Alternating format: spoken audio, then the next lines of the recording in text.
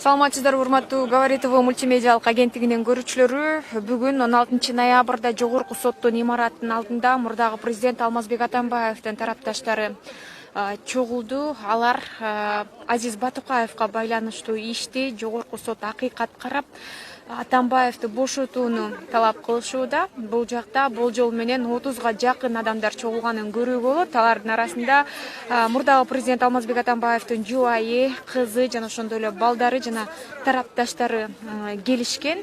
Бүгүн саат 14:00 Азиз Батукаевдин мыйзамсыз бошотулушуна байланыштуу Жогорку сотто отурум болмок. Буга чейин бизге жактоочу дагы билдирген, бирок Жогорку сот бүгүнкү отурум жылдырылгандыгына байланыштуу отурум болбой турганын, ал белгисиз мөөнөткө жылгандыгын айтып өтүшкөн. Азыр биз тарапташтарынан, жакындарынан дагы маалымат алганга аракет кылабыз. Андыктан бизден алыстабай туруңуздар.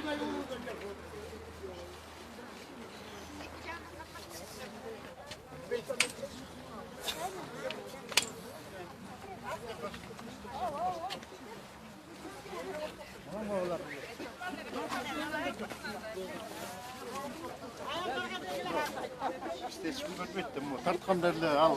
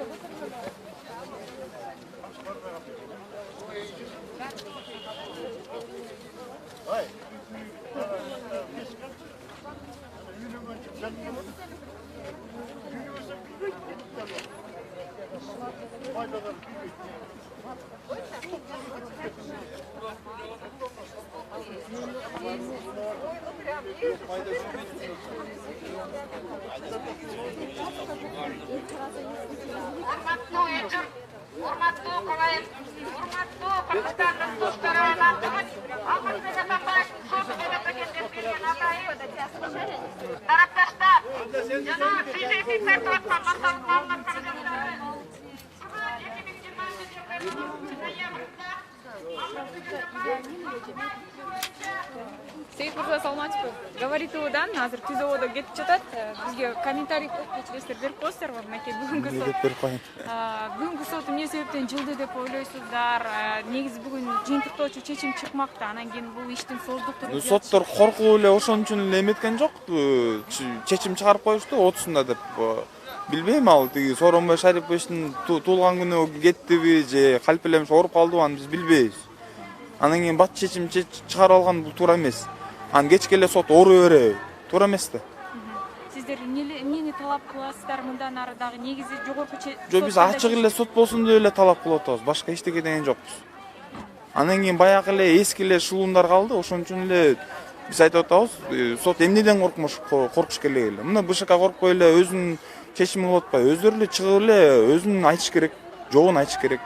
Коркпой эле эчтекеден. Ошол эле. Урматтуу Говори ТВ мультимедиалык агенттигинин көрүүчүлөрү, өзүңүздөр көргөндөй, бул жакта Жогорку соттун имараттын алдына чогулган мурдагы президент Алмазбек Атамбаевдин тарапташтары, жакындары Жогорку сот ачык, акыйкат чечим чыгарышы керектигин айтып жатышат.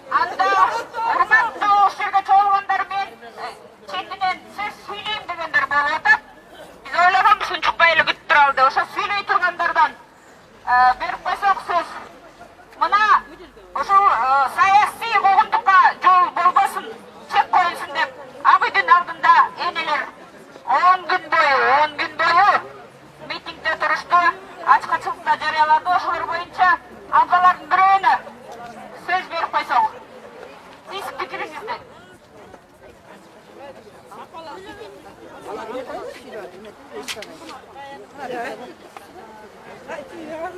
Урматтуу тарапташтар, бүгүнкү күнгө чейин Кыргызстандагы саясий репрессияга жол жок, конституциялык реформадан баш колуңду тарт деген талаптар менен 6 апа 13 күндөн бери ошо өзүнүн нааразылыгын билдирип турушат ак үйдүн жанында. Ошо кишилердин саламдоосун да айтып койсок силерге. Апалар чыкты акыры. Анткени эркек кишилерге балдарга ар кандай кысым болуп атканынан чочулуп атышса керек. Экинчиден эки тарап кагылышып кетпесин деп айтор чагымчылдар барып атканда. Ошондуктан урматтуу тарапташтар, биз күтөлү. Үшүбөй, тынч, бул жерде азыр соттун сөзүн күтөбүз. Бүгүн күнү суук, бирок жүрөк, намыс бар. Үшүбөйбүз биз. Ошондуктан Алмазбек Атамбаевке боштондук, боштондук, боштондук, боштондук, боштондук, боштондук, боштондук, боштондук, боштондук, боштондук, боштондук, боштондук, боштондук, боштондук, боштондук, боштондук. Шапалар табаңар деле курап туган жерден бери. Ой, бурасы тарсы чыгара алсак да болуш керек экен. Жөндөмдөн гана чыкчат, яшта.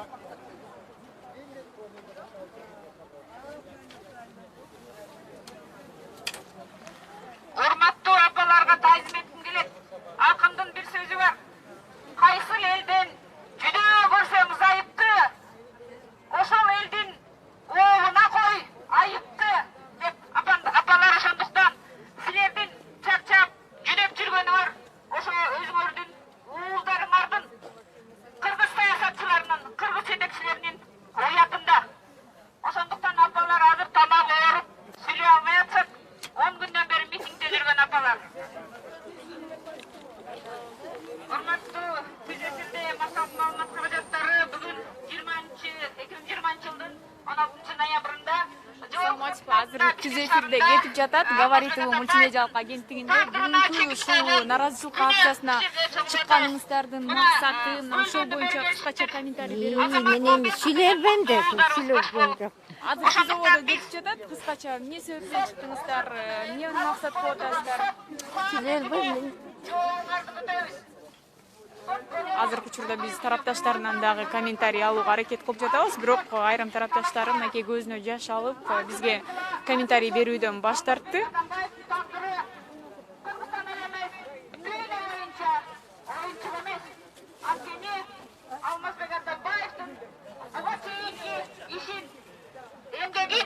Урматтуу Говоритово мультимедиалык агенттигинин көрүүчүлөрү, азыркы тапта Борбор калаада жайгашкан жогорку соттун имаратынын алдында Алмазбек Атамбаевдин тарапташтары нааразычылык акциясына чыгышты. Алар колдоруна Атамбаев биздин президент, ага боштондук деген сыяктуу плакаттарды кармап алып, мурдагы президент Алмазбек Атамбаевга карата акыйкат чечим чыгышы керек деген пикирлерин айтып, имараттын алдында турган чагы бүгүнкү акцияга мурдагы президент Алмазбек Атамбаевдин жубайы Раиса Атамбаева, Сейит Атамбаев кызы Алия жана ошондой эле күйөө балдары, Жогорку кеңештин депутаты Ирина Карамушкина дагы келгенин көрүүгө болот.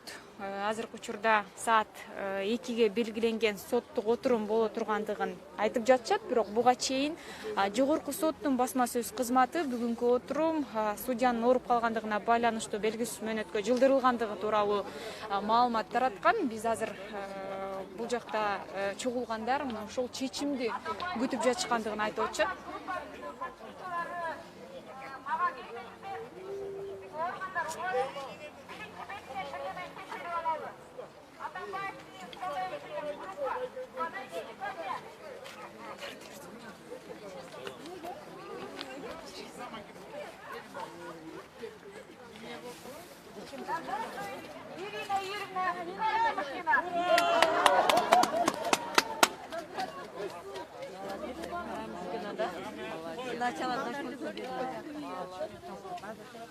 Я вот тоже в маске, ты зря снял, потому что я вот тоже уже переболела, вдруг боюсь, вдруг кашель есть.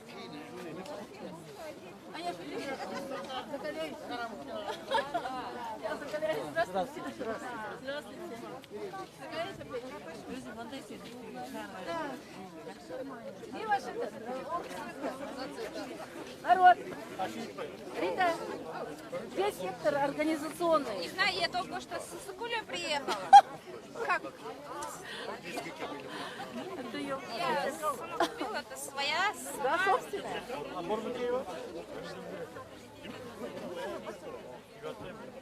Так. Ну, надо это, ребят, вот это вот, где это, адвокат? Какое там положение? Ирина Юрьевна, здравствуйте. У нас сейчас идет вот прямой эфир. Хотели у вас взять комментарий. Вот, как вы думаете, почему сегодня вот отменили заседание? Вы знаете, ну, во-первых, почему судьи должны быть крайние? Вот с кого все началось в нашем царстве и государстве? Кто начал нарушать закон? Первые, кто нарушил закон и пошел на поводу у джинбековской банды, это депутаты. Поэтому я считаю, что нужно со следующей среды и четверг проводить митинги протеста против депутатов Джугурку-Кинеша. Именно с их подачи сняли неприкосновенность, потом они промолчали, когда койташские события были, потом промолчали дальше. И сейчас, посмотрите, все запрятались в норки, а судьи должны быть крайние. Поэтому судьи, я понимаю их, они боятся. Один раз заболела одна, сегодня заболели другие. Я вот сейчас прошу адвокатов, сейчас, наверное, они подойдут, пускай нам озвучат фамилии этих судей. Может, потом наоборот мы будем им хлопать, а не кричать «позор». Поэтому я думаю, что судьи, да, вот вы правы, вы как считаете, почему они должны нести ответственность за разгильдяйство, за беззаконие, которое началось именно с депутатского корпуса? Да, депутатов надо сейчас... Я тоже считаю, что нужно разогнать. Они уже прозаседавшиеся, это раз. Во-вторых, нужно через прессу нашу, Джугурку-Кинеша, список, кто голосовал за противозаконные вот эти снятия неприкосновенности, вернули закон вспять. Вот, во-первых, где генеральный бывший генеральный прокурор Джамшитов этот? Где он? Он сейчас в тепле греется, они натворили дело, а теперь все сидят, греются. И наблюдая за нами, вот, с экранов телевизора, как там бедный народ ходит и мучается, требует какой-то правды, какой-то законности. Вы же, они что считают, что если вот пришли 100 человек, это что, не народ, что ли? Пускай ходят и вякают там, орут. Поэтому я считаю, что именно с подачи экс-генерального прокурора Джамшитова депутаты пошли на поводу. Все по списку, кто голосовали за снятие неприкосновенности, они знали, что нарушают закон. И я об этом выступала и в парламенте. Вот, надо каждого депутата выходить. Сейчас забор убрали? Да. В следующую среду собираемся и всех депутатов по списку будем звать. Пусть они вместе с экс-генеральным прокурором выйдут и объяснят, на основании каких доказательных материалов они прилепили это дело по Батукаеву к экс-президенту Атамбаеву. Почему сняли неприкосновенность, по каким таким стандартам и Конституции, где это позволяет у нас. Поэтому я считаю, что в принципе они сейчас, судьи, ну легко пока вот так хотят отделаться. То есть они там типа болеют одна за другой или за другим. Надо узнать и фамилию тоже. Вот. Ну и самое страшное, то, что мы требуем открытых судов, чтобы все вернулось опять в первичную инстанцию. Пускай полностью народ знает, за что открыли уголовные дела на Атамбаева. Пусть следователи тоже несут ответственность, которые, так сказать, насрочили вот это уголовные дела. Там уже сколько-то, по-моему, больше их десятка. Самое страшное, что этим они держат Алмаза Атамбаева в зоне. И вот мы, народ, мы тоже представители, делегированные отсюда. Вот я знаю, с Иссыкуля приехали, с других районов Чуйской области, регионов приехали делегированные люди, наши партийцы. Я хочу сказать следующее, что мы требуем только в рамках закона. И самое страшное, что мы не можем человека, который действительно 6 лет работал в стране, которого признали многие международные руководители других государств, республик, обращалась к нашим властям партия «Справедливая Россия». Несколько раз и из «Единой России» намекали, что нужно в рамках закона проводить. Вот. У нас, понимаете, как будто не государство, а вот чисто племенные отношения. Мы до сих пор живем какими-то такими вот движениями к племени. Вот кто-то там сказал, какой-то клан, вот так решили Атамбаева запрятать. И все им подыграли. Вот те, кто подыграл, и все, кто это решил, тоже должны нести ответственность. Поэтому я считаю, что сегодня народ правильно требует перед зданием Верховного суда открытости судов. Вернули, что в первую инстанцию. Вот. Ничего противозаконного мы не требуем. Спасибо.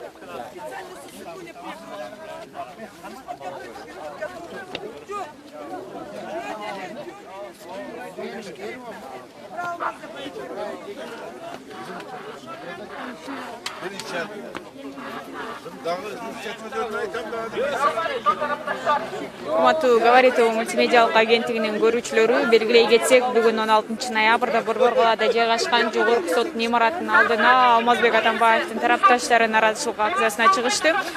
Алар соттон акыйкат чечим чыгарууну талап кылышууда.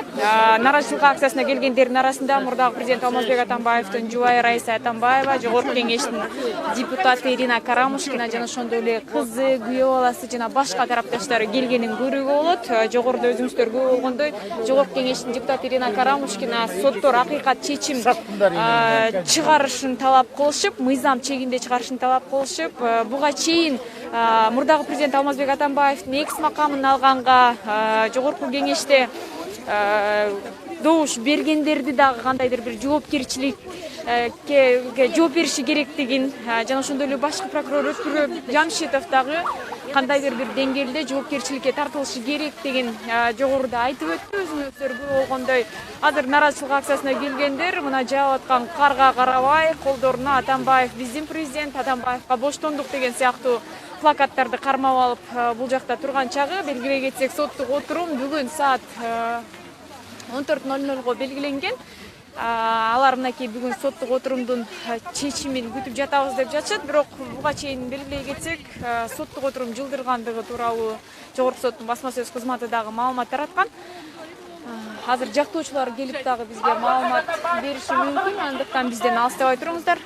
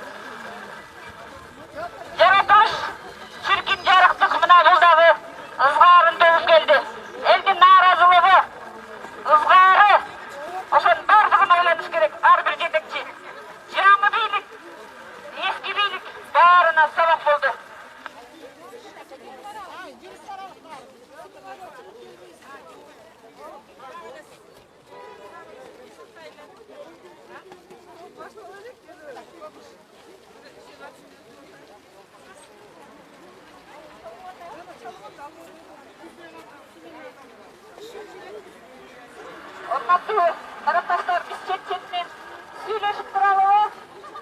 Анда биринчи сөздү Жогорку кеңештин депутаты кыргыз элибиздин баардык улуттар Кыргызстанда, ошол Кыргызстандын сыймыгы Карамушкина Ирина Юрьевна, сөз сизде.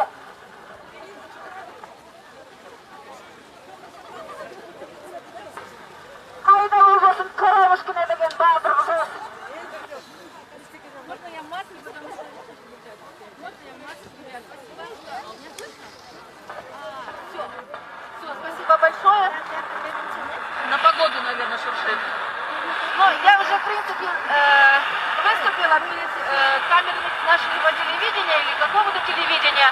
Я извиняюсь, что я в маске, потому что вот недавно грипп, ну, не ковид, потому что я сдала анализы, ходила на свидание к Алмазбеку Шашенычу. И сейчас я хочу сказать следующее. Немножко вот так, или еще плохо слышно. Еще погода такая. Хочется на эту машину залезть. Трибуны мне не хватает. Уважаемые наши граждане, во-первых, я вам всем низко кланяюсь. В первую очередь те, кто приехали с отдаленных регионов. Несмотря на погоду, несмотря на то, что мы с вами уже который раз встречаемся и постоянно требуем в рамках закона, мы с вами сегодня опять оказались тем, что у нас самое фейковое сегодня, это оказалась власть. Ничего противозаконного мы не требуем. Мы требуем, чтобы все суды вернулись в первую инстанцию и были открыты, если власти нечего скрывать. Но я поняла так, раз сегодня очередной судья заболел, теперь на 30-е принесли ноября, это значит в первую очередь судьи боятся вести этот процесс, потому что крайними из-за этого вот беспредела власти окажутся судьи. Они же тоже наши граждане, они тоже люди. А кто виноват первый в этом беспределе? Это команда экс-президента Шевченкова. ушул менен 21 октябрда дагы ушу имараттын алдына чыккансыздар. Бүгүнкү соттун жылып калышынын себеби эмнеде деп ойлойсуздар? Анан бул жака ушул комментарий берип койсоңуз келесиңиз. Рахмат. Ну, как вы видите, действительно, сейчас мы все здесь собрались. Самые близкие родственники, семья собралась, дети здесь все, партийцы наши, все, кто действительно поддерживает и болеет за Алмаз Шашеныча. Вот просто душой. Уже 1 год и 4 месяца. Вот это все длится, знаете, и она может длиться бесконечно. Вот 21 октября заболела сама председатель суда. Вот почти месяц прошел, сегодня следующий судья заболела. Это так опять будет длиться бесконечно. Каждый месяц будет откладываться. И это говорит о том, что это говорит о слабости и наших властей, и наших судей. И слабости, и прежней тоже власти, я хочу сказать. Об этом уже надо говорить открыто. Вот даже если почитаете плакаты, о чем мы хотим сказать, довести до Верховного суда, довести до властей нынешних, да, это покончить с беспределом, остановить беззаконие, чтобы, если мы считаемся демократическим государством, то надо этому следовать тогда, надо к этому прилагать все усилия, а мы не видим этих усилий. Поэтому вот митинги, и они и будут бесконечно длиться, пока власть сама не будет помогать, не палки вставлять в колеса и наоборот делать. Мы требуем всего лишь соблюдения закона. О том, чтобы суды при прежней власти, какие были суды? Закрытые. Полностью стояла в комнате, как вы знаете, вот молодчики с автоматами, да? Все. Даже депутаты Джогорку Кинеша не были допущены. Даже семья, я, его супруга с детьми не была допущена. Полностью закрытые суды. Мы сейчас требуем, чтобы суды были честные, открытые и прозрачные. Разве мы требуем многого? Здесь очень много с регионов приехали. Из Иссыкуля, и Нарын. Это люди, которые вчера еще приехали. И поэтому неудивительно, что сегодня в 11 часов в печати выходит, что заболел судья, отменяется суд по делу Батукаева над Алмаз Шашенычем. А адвокаты еще ничего не знают. Поймите, что делается. Это делается к тому, чтобы люди не собирались, никто не бастовал. Это все просто портит имидж страны, но портит не народ. Это портит сама власть и портит вот эти суды. Благодарю за внимание. Урматтуу говорите мультимедиалык агенттигинин көрүүчүлөрү, өзүңүздөр көргөндөй бүгүн жогорку соттун имараттын алдында мурдагы президент Алмазбек Атамбаевдин тарапташтары нааразычылык акциясына чыгышты. Алар мурдагы президент Алмазбек Атамбаевга акыйкат чечим чыгарышы керектигин айтып жатышат.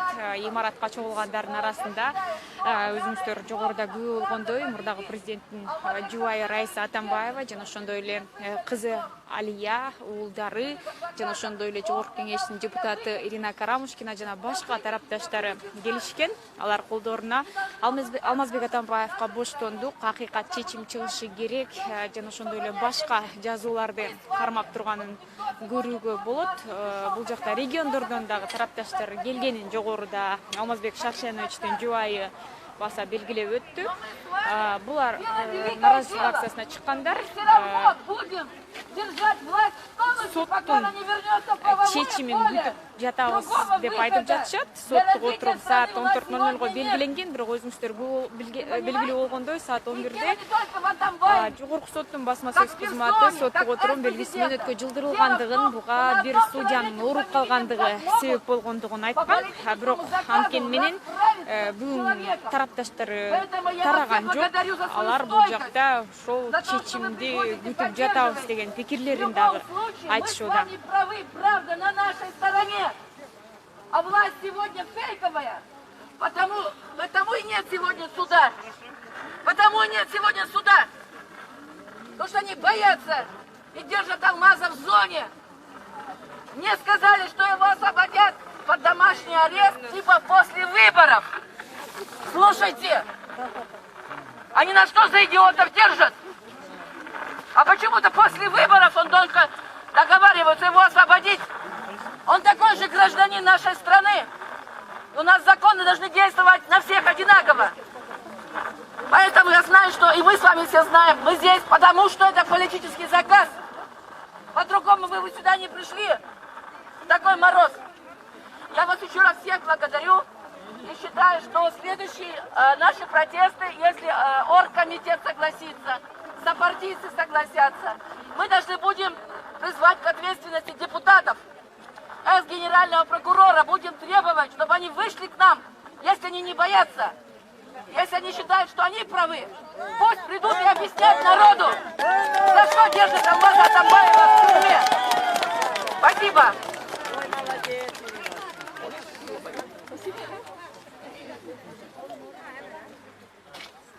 Урматтуу туугандар, жакыныраак келсеңиздер, жакыныраак жактырып турсаңыздар. Анда эмесе кийинки сөздү Камаева айтууга жиберип берели.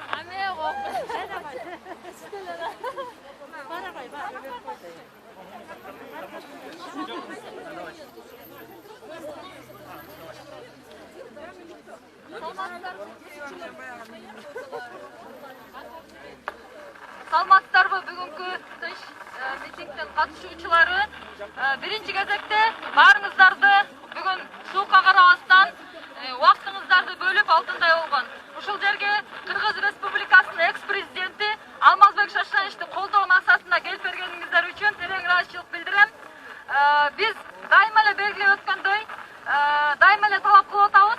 Алмазбек Шаршенович иши боюнча кой таш иши жана башка сот иштер боюнча ачык сот өтсүн деп бүгүнкү күндө бийлик эмне себептен коркуп атат ачык сот өткөргөндөн? Өткөрсүн ачык сот. 5-октябрь күнү дагы биз ушундай нааразычылыктарды ошол жерден да белгилеп чыкканбыз баарыбыз тең. Ошондуктан мен ойлойм бүгүнкү күндө ачык сот өтүш керек. Ал эми Алмазбек Шаршеновичке жана анын тарапташтарына токулуп калп эле кароолоо менен токулган мыйзамсыз иштердин баары тең баардыгы ачык элге жана СМИ аркылуу чагылдырып өтүш керек. Себеби биз качанкы убакытка чейин мыйзамсыз иштердин курмандыгы болуп жүрө беребиз. Биз мамлекетибиз мыйзамдуу гана мамлекет болуш керек. Ошондуктан айтмакчымын, өздөрү чыгып алып, өздөрү акталып алып, кылмыш иштери менен анан эми айрым адамдарга келгенде аларды куугунтуктап, дагы эле эски бийликтин жолуна түшкөн бул уят иш. Адилеттүүлүк орнош керек. Качан гана адилеттүүлүк жана мыйзамдуулук орногондо биздин мамлекетибизде өсүп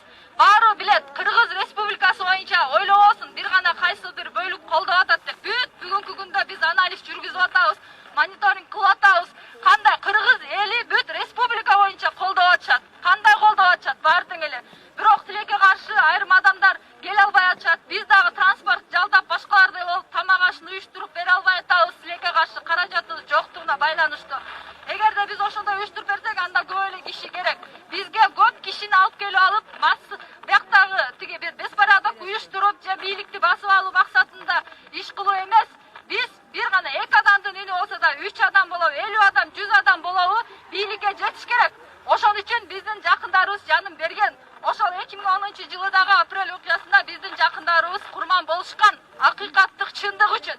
Мына биз ошо курман болгондордун үй бүлөлөрүнөн түзүлгөн коомдук бирикменин төрагасы болом.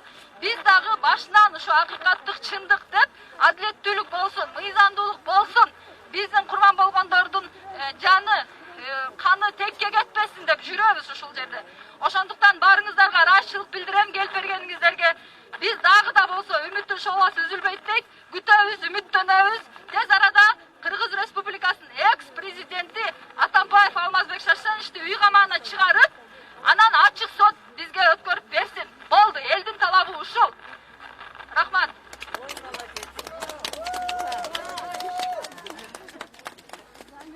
Анда кийинки сөз Рита Борбекеева жеген.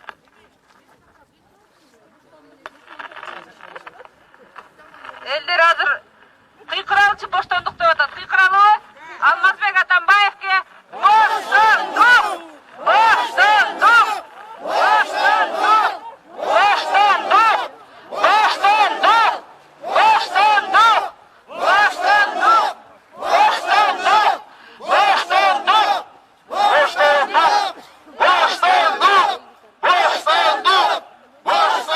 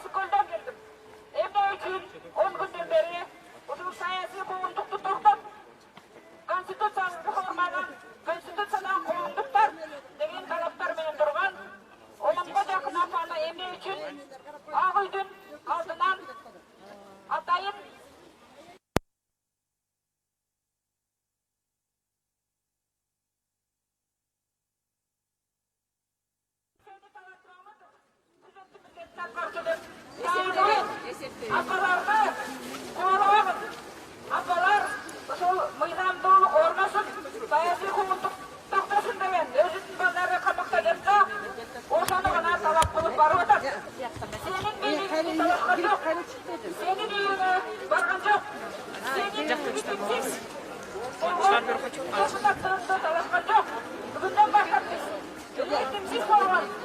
парламенттин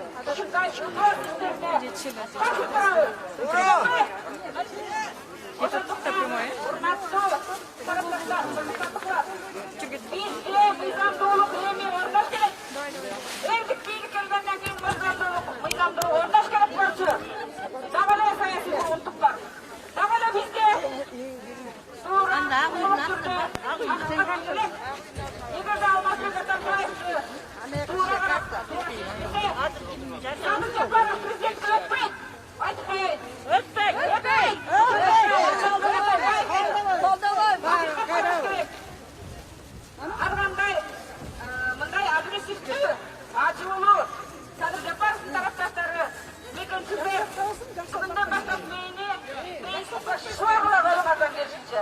Анткені бізге жұқпай таңдай ұшағыңар. Алмазбек Атамбаевке ойдап жүргеннен кейін, сіздерге бийлік жақсынақай әділетті орнайды дегеннен кейін,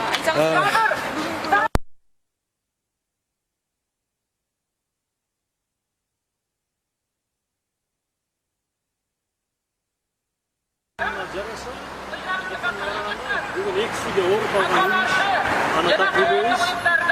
Бирок негізі мыйзам алайық, бұл жаққа даттаны түшкеннен баштап 2 айдың ішінде қарап өтіш керек. Біз ойлаймыз, ал нөлөт 30 ноябрьға чейін өтіп кетеді. Сондықтан бұл жақта нөлөтке байланысты талаптар мыйзам талауда болады. Екіншіден, шындай манилүү сот отырымды башка судьяларды дайындап карап койсоңдук, себеби биз өзүбүз күбө болдук. Көрүнүктүү адамдардын иштери бир күндө эле элге да, СМИге да билинбестен бир күндө эле каралып бүткөн жагдайлар болду. Ошондуктан бул коштама жана ар кимге ар кандай мамилени байкалып жатат. Ну, на сегодня было назначено судебное заседание. К сожалению, оно не состоялось. Говорят, что якобы из 3 двое судей приболели. Не знаю, какие именно судьи. Но я сказал бы, я отметил бы, что здесь нарушается требование закона о том, что со дня поступления жалобы дело должно быть рассмотрено в течение 2 месяцев. До 30 ноября следующее заседание на 30 назначено.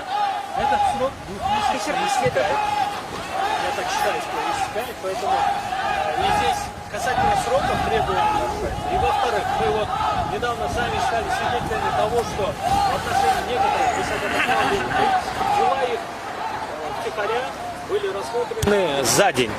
Здесь почему-то к этому делу относятся по-иному, и мы наблюдаем двойные стандарты, кому-то так относится, другому по-другому. И мы считаем, что это неправильно и несправедливо. Учитывая то, что внимание общественности и приковано к этому делу, и общественность заинтересована в исходе этого дела. На 30 ноября во сколько назначено? На 30 ноября на 3 часа, на 15:00. Но обычно даже эти уведомления о переносе судебного заседания, да, они выходят буквально там за час, да, за полчаса, там, что переносят. Вообще по процедуре... Ну, у нас вот, я имею в виду, не как по процедуре, а у нас обычно... вообще, да? Здесь сегодня стало так, что... Неожиданно. Даже средства массовой информации позвонили, сообщили, что заседания не будет. И в этом я усматриваю, например, цель Верховного суда не допустить здесь проведения митингов. Это как-то им не нравится, кажется. Спасибо. Урматтуу Говоритова мультимедиалык агенттигинин көрүүчүлөрү, бул жакта Алмазбек Атамбаевдин жактоочусу Замир Жошов билдиргендей, соттук отурумдун болбой калышынын бирден бир себеби бул жакта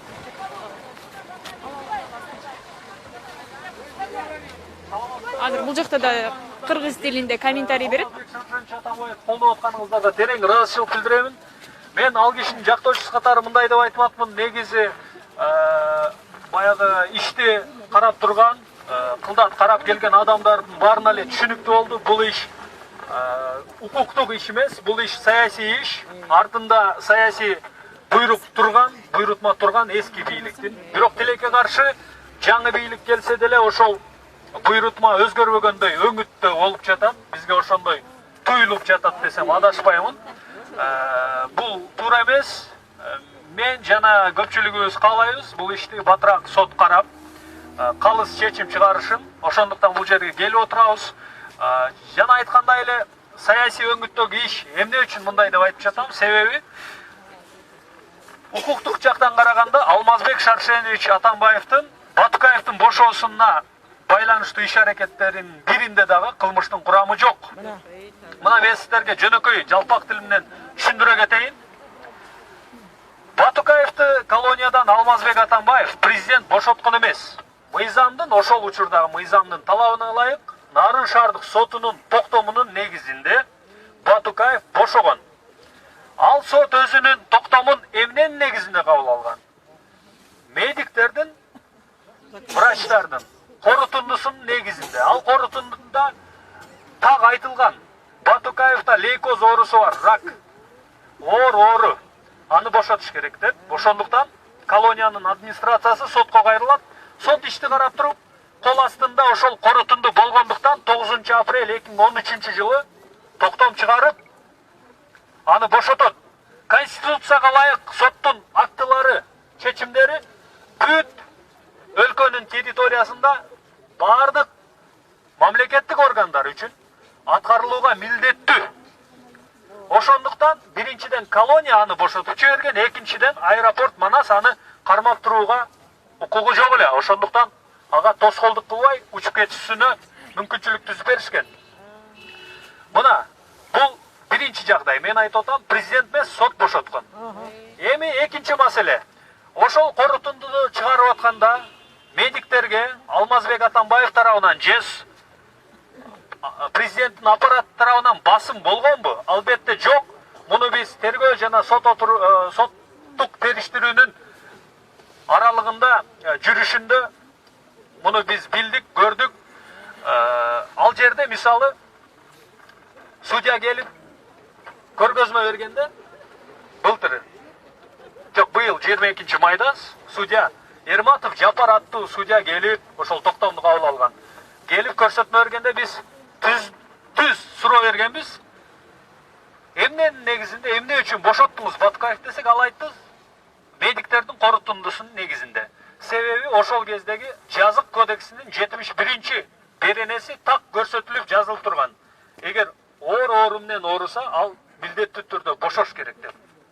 Сурадым, Атамбаев же аппарат президента сизге басым жасадыбы? Ал айтты, жок. Бул маселе боюнча Атамбаев менен же болосо аппарат президента менен мен жолуккан эмесмин, мага эч кандай физикалык жана психикалык басым жасалган эмес деп. Мыйзам мени милдеттендирген үчүн мен чечимди кабыл алгам деп айтты.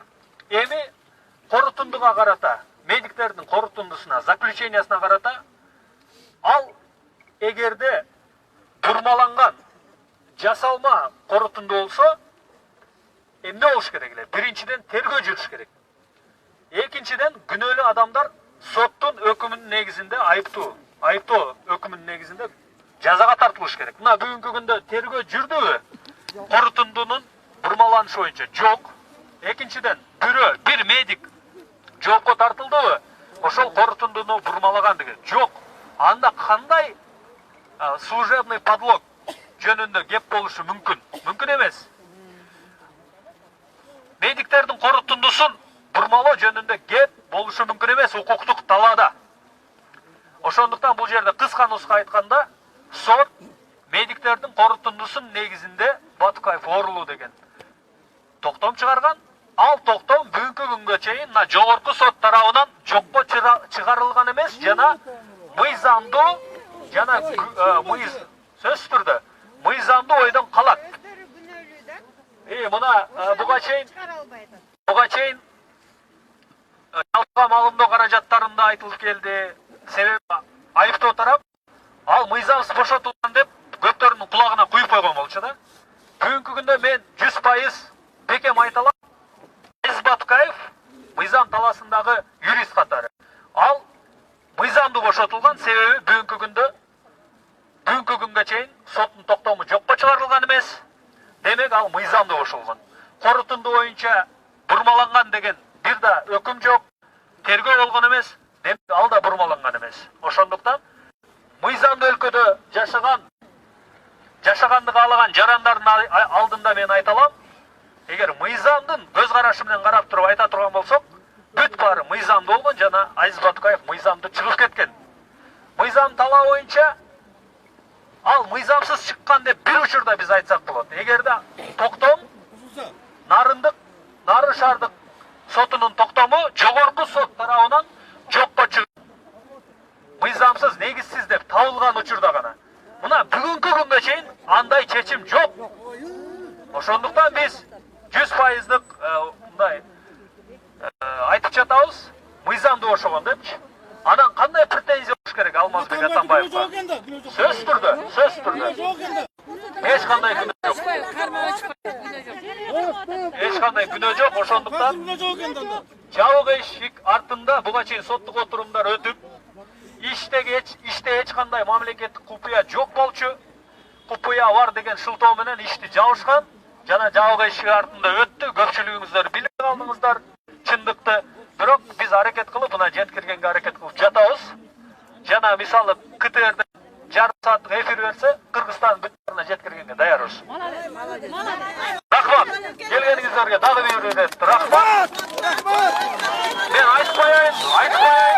Рахмат. Садыр Жапаров мырза да уксун, башкалар да уксун.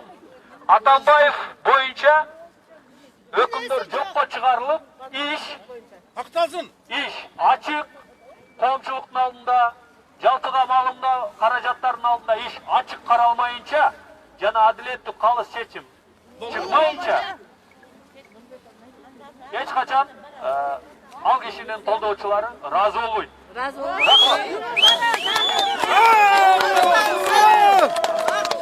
Рахмат. Мына КТРдин жетекчилери угуп алгыла. Алмазбек Атамбаевдин жактоочусу Замир Жолошевко эфир беришсин.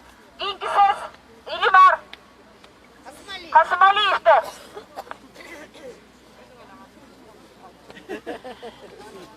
Урматтуу туугандар, саламатсыздарбы? Кандайсыздар? Ишен жоксуздарбы? Жок. Мен бир нерсеге гана кайрылып кетейин. Бир гана нерсеге. Атамбаев күнөөлөр жатышат. Макул күнөөлөр алсын. Анда эмне сот жабык? Айтып койчу.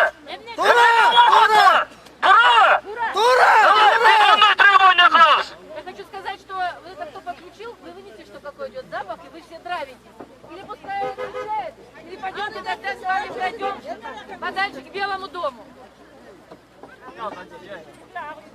Тура, сөйлөйчү, жакшы сөйлөп. Урматтуу журналисттер, урматтуу эл журт, биз мен оюмча бир гана талап коюшубуз керек. Сотто далай ачык өткөзсүн. Эл менен билиши керек. Булар сотто ачык эмес, жабык эшигинде өткөрүп, бир дагы журналистти киргизбей, кылып атканын бир гана себеби бар. Тура! Атамбаев күнөөлөмөс экени билинип калат. Ошон үчүн сот жабык болуп турат. Андыктан мен кайрылып кетет элем. Садыр Нурбачаевич,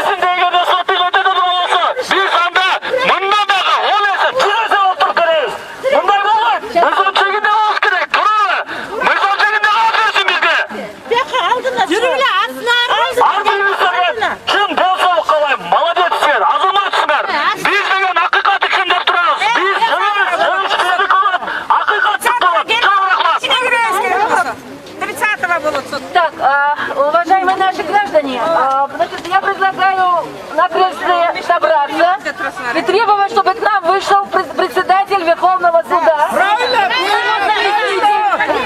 Мы тут что, сами с собой разговариваем? Сами с собой разговариваем. Мы это прекрасно знаем.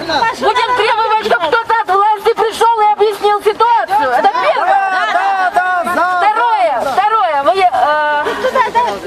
Сегодня, а потом, может быть, и туда пойдем. И сегодня, я так думаю, что власти сделали подарок. Сегодня у Сооронбая Жээнбекова день рождения. Давайте мы его поздравим. Позор!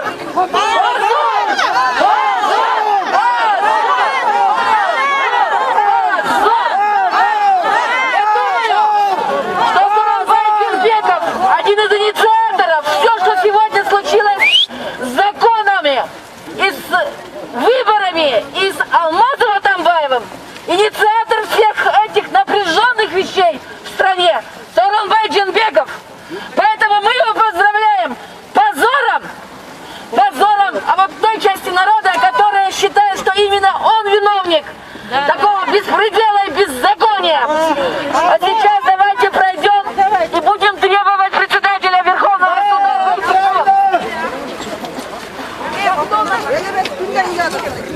Урматтуу Габаритов мультимедиалык агенттигинин көрүүчүлөрү, азыр өзүңүздөр күбө болгондой имараттын алдына чыккандар жогорку соттон атайы өкүл чыгып бүгүнкү соттун эмне себептен жылганын бизге түшүндүрүп берсин деген пикирлерин айтуу менен имараттын алдына баратат. Аны баштап Жогорку Кеңештин депутаты Ирина Карамушкина кирди.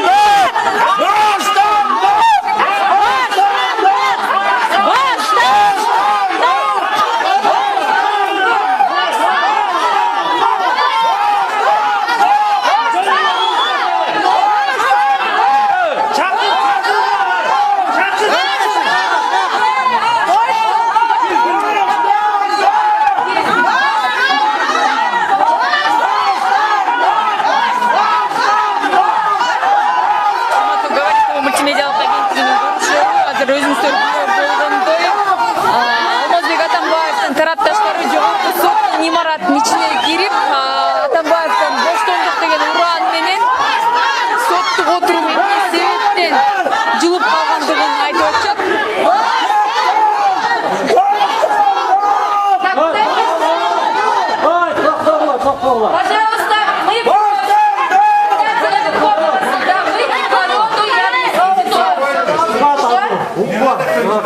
Мы успокаиваем всех, что вы что. Так, подождите, сейчас вот обещают, что кто-то к нам выйдет. Давайте чуть-чуть успокоимся. Да. Сейчас к нам должен выйти председатель Верховного суда. Как только председатель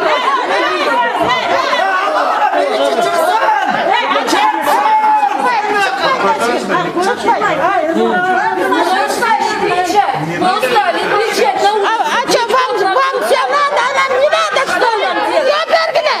Что пергли? Не надо кричать. Голос. Нормально иштебейт. А вы понимаете? Нормально иштеш керек.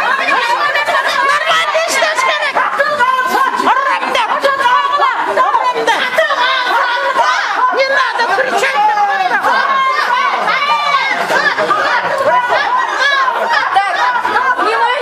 Внимание, пожалуйста, тише. Сейчас представители Верховного суда выйдут, объяснят ситуацию. Мы год молчим уже. Мы уже устали молчать и говорить, и кричать. Нельзя, что ли? Будет кричать азыр. Камера вверх азыр. Уважаемые, давайте помолчим, подождем. Иштагеля нормальный. Нам обещают выйти, объяснить ситуацию. Попрошу тогда не нарушать.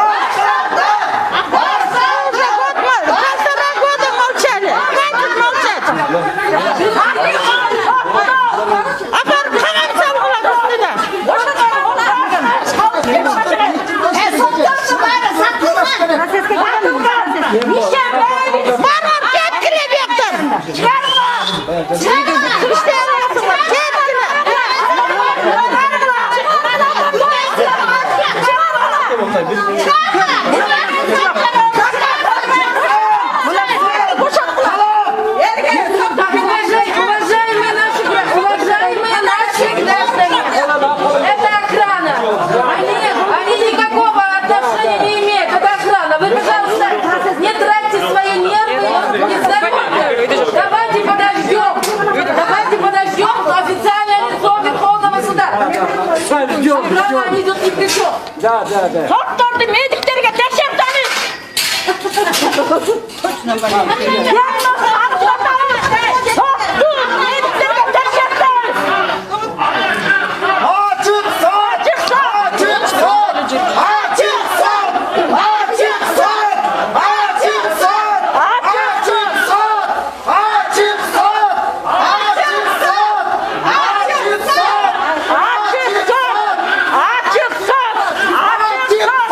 Говорит о мультимедиалык агенттигинин көрүүчүлөрү өзүңүздөр болгондой бүгүн жогорку соттун имаратынын алдына чогулган Алмазбек Атамбаевдин тарапташтары нааразычылык акциясына чыгышып, алар имараттын алдына кирип, жогорку соттон өкүл чыгып, эмне себептен сотто отуруп болбой калгандыгын түшүндүрүп беришин талап кылышууда. Алардын арасында жогорку кеңештин депутаты Ирина Карамушкина дагы бар.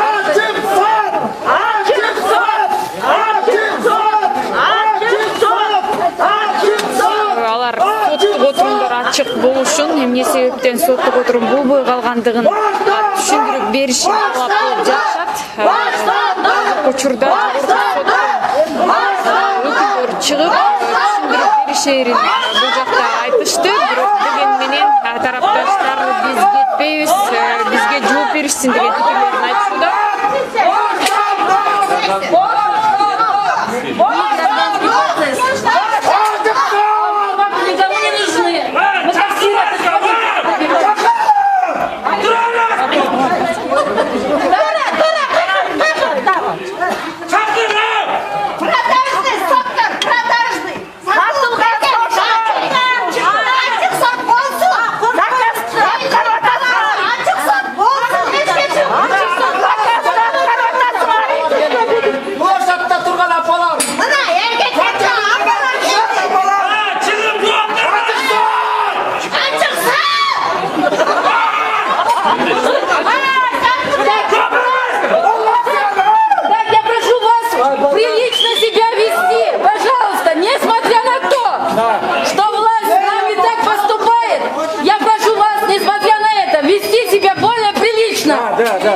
Не будем опускаться до уровня власти и издеваться над кем-то. Немножко надо. Давайте чуть-чуть подождем. Что нам скажет официальный представитель Верховного суда?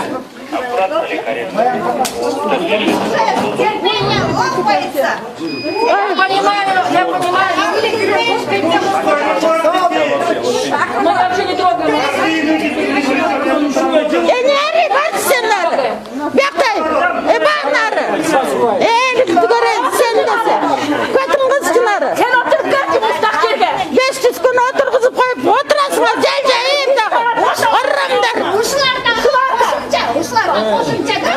Bak çekişler adamlar. Baldarı da ular çok gördüm. Süleyman'ın o şakaldığına kıykırıp söyleyip koy. Kıtıygan. Koyun içerge. Kadına gidiyorlar. Ay bak. Ay o kadar uşağına kadar. İsteyiciler bir tane.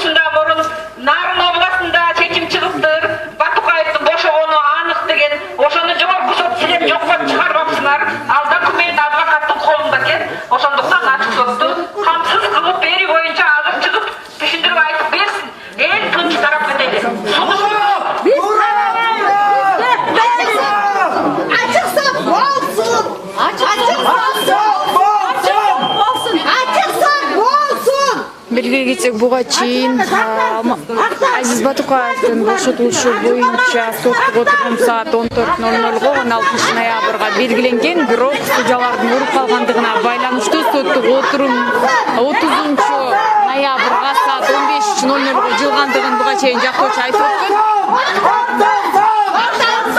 Садыр Жапаров өзі қабалсын. Өзі қабалған кемелер. Садыр Жапаров өзі қабалсын. Чогулгандар жогорку соттон Кытай өкүлү түшүндүрүп бериш талап кылышууда. Çıkmazsa evine oturursan kabineye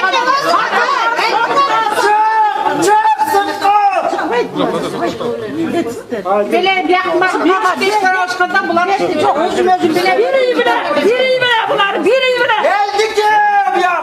Sokenin iyi bilesi, tankakla. Посмотрите, даже с удостоверением меня как депутата не пропускают к председателю Верховного суда.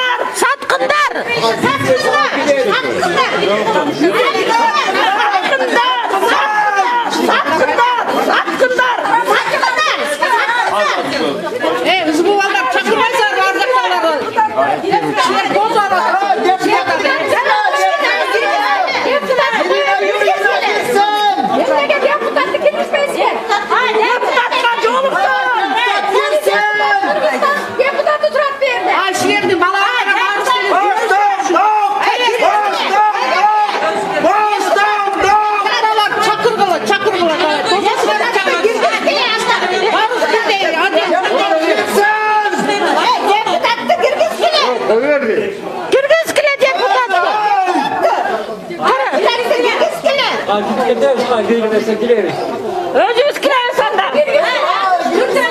Hazır çok, hazır ne yerde çok giriyoruz dura. Sen nerede giriyoruz?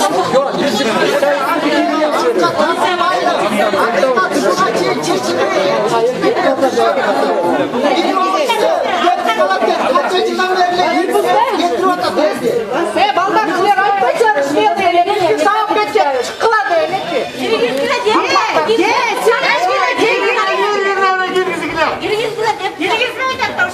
Я попросила доложить начальству, вашему руководству, что депутаты удостоверения. Там позвоним. Пускай меня одну пропустят. Они говорят со мной. Если не пропустит, пусть он выйдет.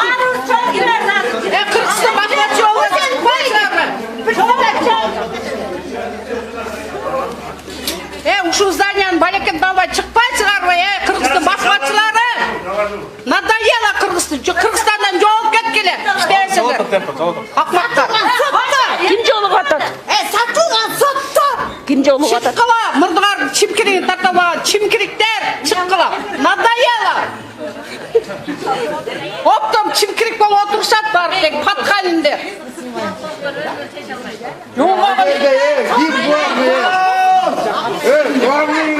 Жоң қойшылы, надоело демелече. Солдаттарды қоп қойын желече.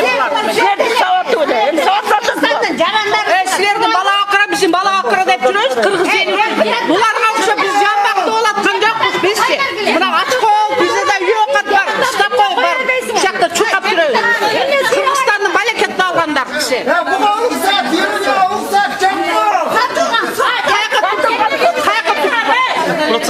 Процессте. Аз киргізбейді сізді да. Қалп айтпағына, оқыр алып кемелі. Міне Қырғызстан адамысың, давай коллегаларын шығарды. Қалп айтпа, адвокат балекет бол. Юрт істейтілер ме бағардың шыққылады. Барлы чыңғылы.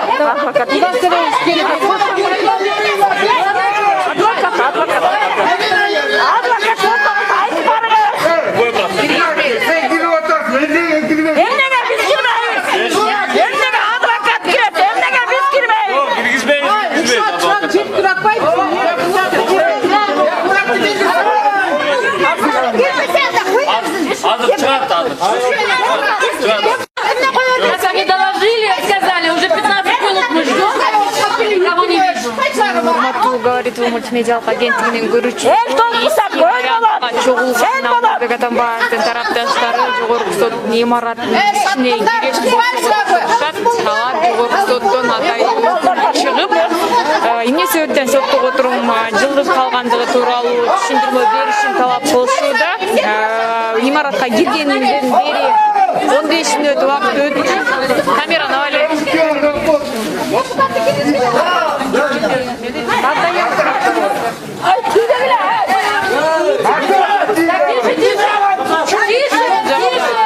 Бираз түшүнбөс болуп жатат.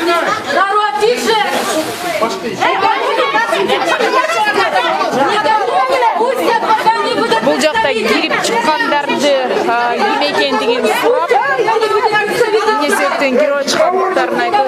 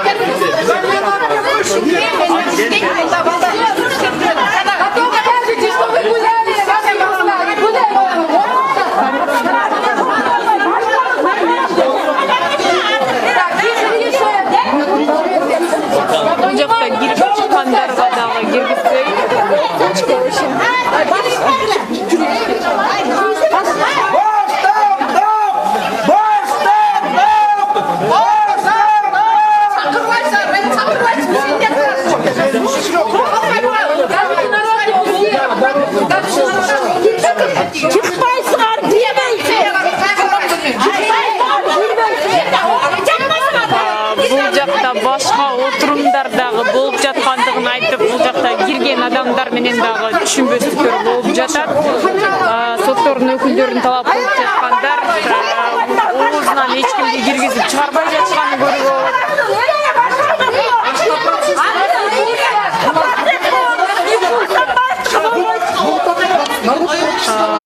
Бул жакта башка процесстерге кирип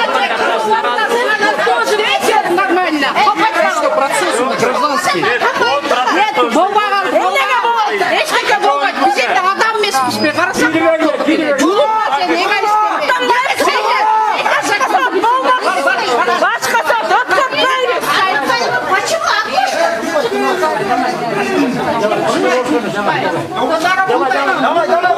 Давай, вы не толкайте! Девочки, женщины!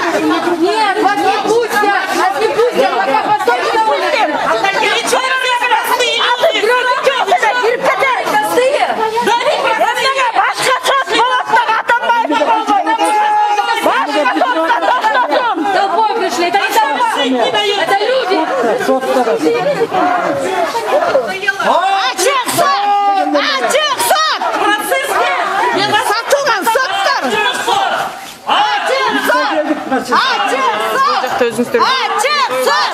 Ачык сот! отурумдар. Ачык сот! Ачык сот! Ачык сот! Ачык сот! Ачык сот! Ачык сот! Ачык сот! Ачык сот! Ачык сот! Ачык сот! Ачык сот! Ачык сот! Açık sat!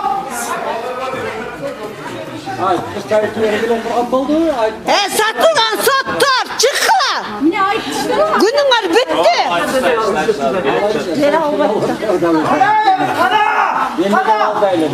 Elin çıdamı gitti. Uşunca güttü sizlerdi.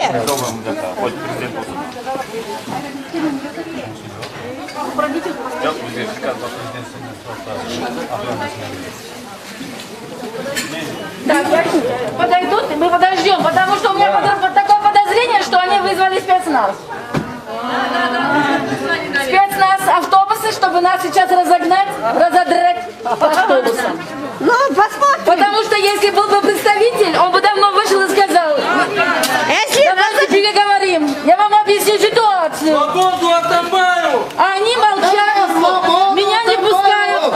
Я подразумеваю, что они ждут, когда сюда приедут более специализированные силы. И что нам делать? Вот давайте решим, что мы будем делать. Ну за правду? Да.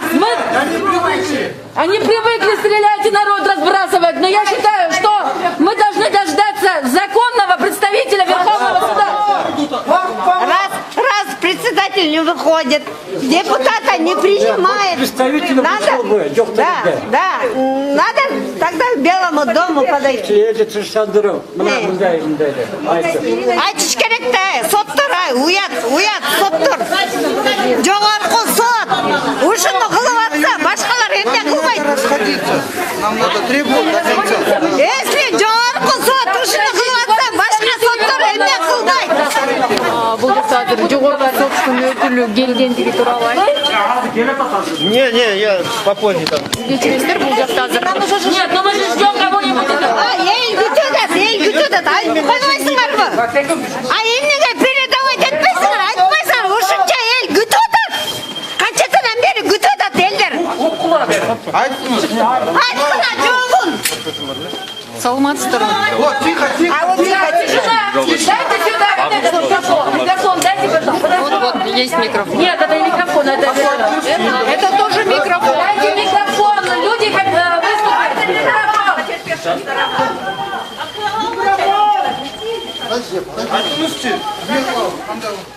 Продажный соттор, продажный.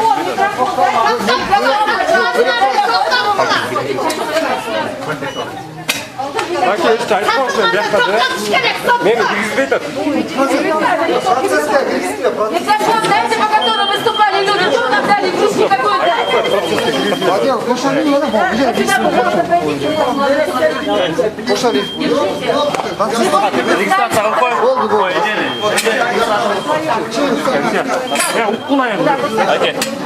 Девушка?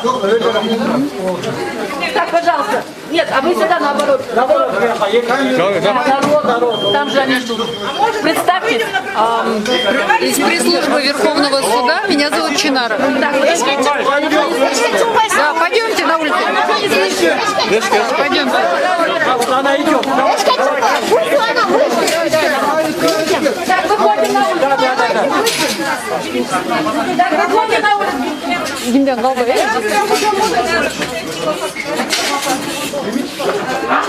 урматтуу говорит мультимедиалык агенттигинин көрүүчүлөрү азыркы тапта жогорку соттон атайын өкүл чыгып эмне себептен соттук отурум болбой калгандыгы тууралуу түшүндүрмө берүүнү айтып атышат. Азыр Эрлан бияка кара. Всё, есть, да? Урматтуу тарапташтар, тынчтансаңар, азыр жогорку соттон атайын өкүл чыгып жооп берген атат. Аты жөнүңүздү тааныштырып, качан сот болот, ачык сот болобу, ошону так айтсаңыз. Пресс-служба Верховного суда, меня зовут Чинара. Сообщаю, что на сегодняшнее судебное заседание, которое было назначено на 2 часа дня, откладывается в связи с болезнью 2 судей из коллеги. То есть из 3 судей 2 заболели. А почему? Açık sot bulup birinci sorusu ikinciden buga çeyin Batukayev'in koşuğunduğu boyunca narınçarlık sotu tınçtan sangar narınçarlık sotu çeçim çıkargan eken Batukayev mıyzamды boşatılganda ошол соттун чечими жогорку сотто да бар экен ошол сот жокко чыга элек болсо анда эмнеге Атамбаев деп камалып отурат эжекелер кое тургулачы интервью алып атабыз. Давайте дождемся следующего судебного заседания, и по завершению этого судебного процесса вы получите все ответы на ваши вопросы. Как вас зовут? Урмат Эльдер, Галя, ты что-то бывалче? Чинаради, ответьте нам, пожалуйста, почему суд проходит в закрытом режиме? Почему журналистов туда не пропускают? Потому что это дело рассматривается под грифом «секретно». А в чем секретность его? Да, это же всеобщеизвестный факт. В чем секретность? Это же вам всем известно, что... Нам неизвестно, проясните. Как представитель суда, проясните, пожалуйста. Давайте я сейчас попрошу коллегу ответить на это.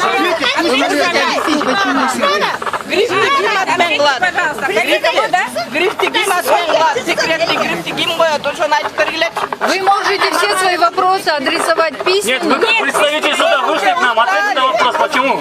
Просто на некоторые ваши вопросы я не могу ответить.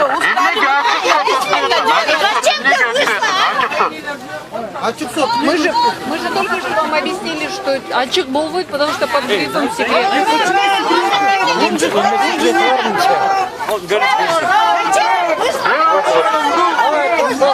Что? Если ты не можешь ответить, зачем ты вышла? Просто у вас разные вопросы.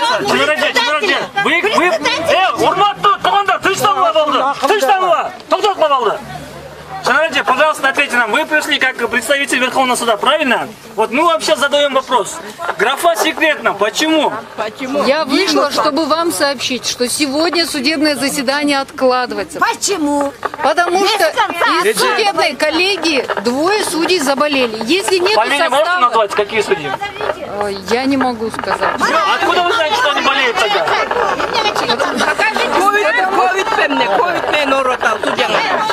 Чем болеют эти судьи? Где они сейчас находятся? Прилично, пожалуйста.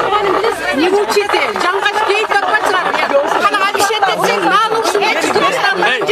Иди, тихо. Бұл әжейіз, ұрматты тұғандар, бұл тыныштанғыла, әже тұғаттың, әже тыныштанғыла.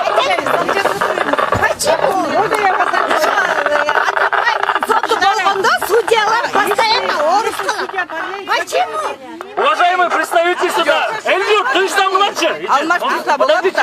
Эльдюр, тыныштанғыла. Уважаемый представитель суда, Чинаради, скажите нам, пожалуйста, какие судьи сейчас болеют, какие судьи не подошли на сегодняшнее судебное заседание и по какой причине они не подошли?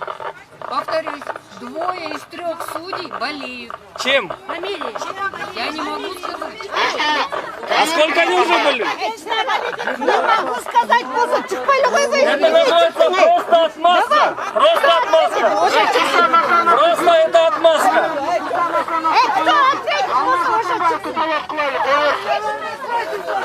Урматты журналисттер, bir minuttan qo'yib qo'yinglar. Mana, Hazır sottun öküle çıkıp. Urmatты öldür, gelin tişten alıp, gelin tişten alıp. Urmatты öldür. Bugün Urmat.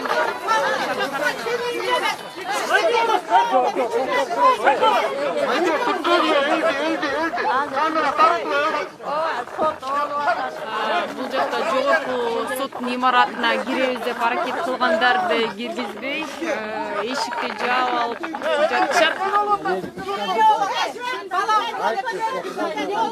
Урматтуу туугандар, бүгүнкү сот болбогонду эки судья ооруп жатыптыр. Бирок сот соттун өкүлү дагы кайсы судья экенин фамилиясын да билбейт. Ал каякта жүргөнүн да билбейт. Бес кафеде турат чай ичип. Тура!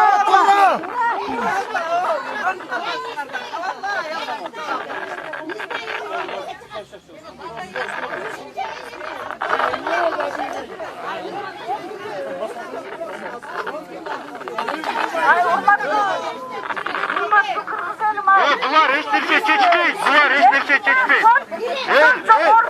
Yetmeyegile.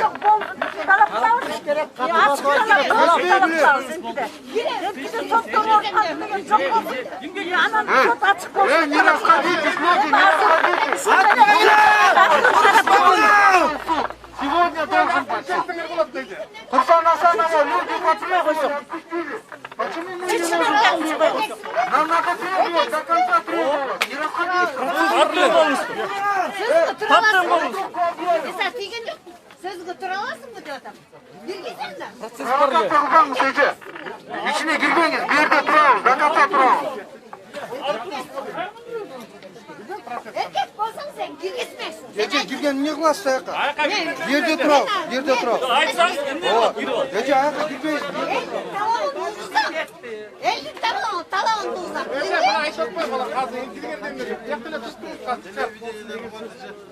Председатель деген чыгыш керек ушунча. Канчадан бери келип атабыз, чогулуп Ayke, jogorku sottun çıkartın. Elge aytıp koyuyor, uşunda el de içine. мен билбейм, Sizlerge түшүндүрбөдү азыр. Ya açık sot öpsün de biz talap bulatağız da. Бүгүн сот болбойт дебедиби, туурабы? Ya açık sot olur, biz getiriz. Мен азыр Açık билбейм дедим. Билбесем эмне чыгат? Жооп берген киши Секретный чыгыш мыйым, керек. секретный иши бар, Элди Байке. сыйлаш керек. Эмнени билиш керек? Эмне деген ушул? Тиякта эмне чечим болор? Ошону билиш керек. Аякта чечим атылашка болду деп атат. Бүгүн болбойт просто. Эмнеге Атамбаевдин сотуна келгенде соттор ооруп калат. Биздин билим, момун жон вопрос ушул. Эмнеге соттор ооруп калат? Урматтуу говоритуу мультимедиалык агенттигинин көрүүчүлөрү бүгүн жогорку сот имараттын алдында Алмазбек Атамбаевдин тарапташтары чогулуп сот отурумун жылып калгандыгына байланыштуу нааразы пикирлерин айтышууда.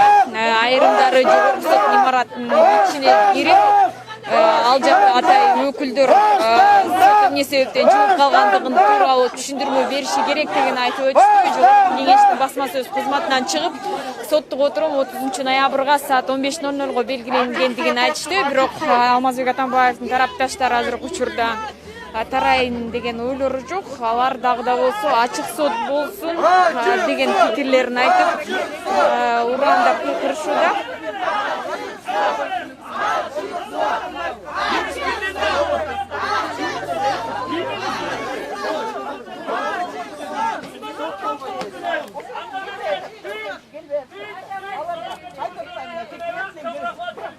Бул жактагылар тарап кетүүлөрүн да чакырып атышат.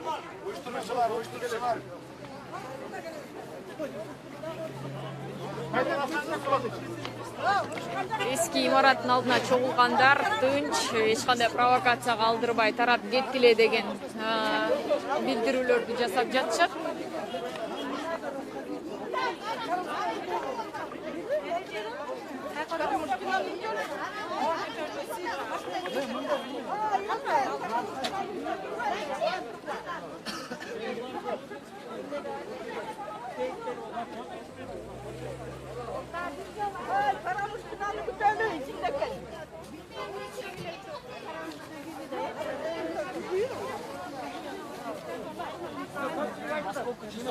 А нет, но время уточним, на число скажите.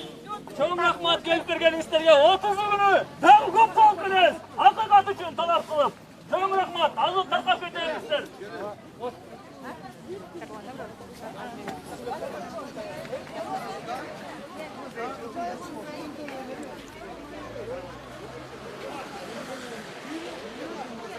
Урматтуу говоритуу мультимедиалык агенттигинин көрүүчүлөрү, азыркы тапта эски аянтка, тактап айтканда жогорку соттун имараттын алдына чогулган Алмазбек Атамбаевдин тарапташтары жогорку соттун өкүлү чыгып сүйлөгөндөн кийин тынч тарап кетүүгө чакырышты. Белгилей кетсек, бүгүн 16 ноябрда Кремдеуль Азиз Батукаевдин бошотулушуна байланыштуу жогорку сотто отурум өтмөк, бирок тилекке каршы эки судьянын ооруп калгандыгына байланыштуу соттук отурум 30 ноябрь саат 15:00 белгиленгендиги тууралуу бүгүн жогорку соттун өкүлдөрү чыгып маалымат беришти.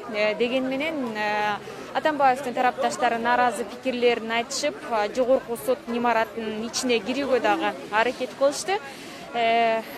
Белгилей кетсек, Алмазбек Атамбаевга буга чейин 1-Май райондук соту жана ошондой эле шаардык сот 11 жылга эркинен ажыраткан. Натыйжада алар жактоочулары жогорку сотко кайрылышкан. Азыр жогорку кеңештин депутаты Ирина Карамушкина имараттын ичине кирип кеткен болчу. Азыр окуя тууралуу айтып берет. Работает, да? Работает. Сейчас. Так, уважаемые граждане, послушайте меня, пожалуйста. Уважаемые граждане, отойдите от милиции. Милицию руками не трогать. Уважаемые граждане, милицию руками не трогать. Подойдите ко мне. Ваша не работает хромая. Келгиле, бияктан мешать этпей, цехтаракка өтүп алалык. Жолдон чакка чыгып кетелик. Да нет, здесь лучше. Нет, здесь лучше. Давайте. Иди сюда. Зачем?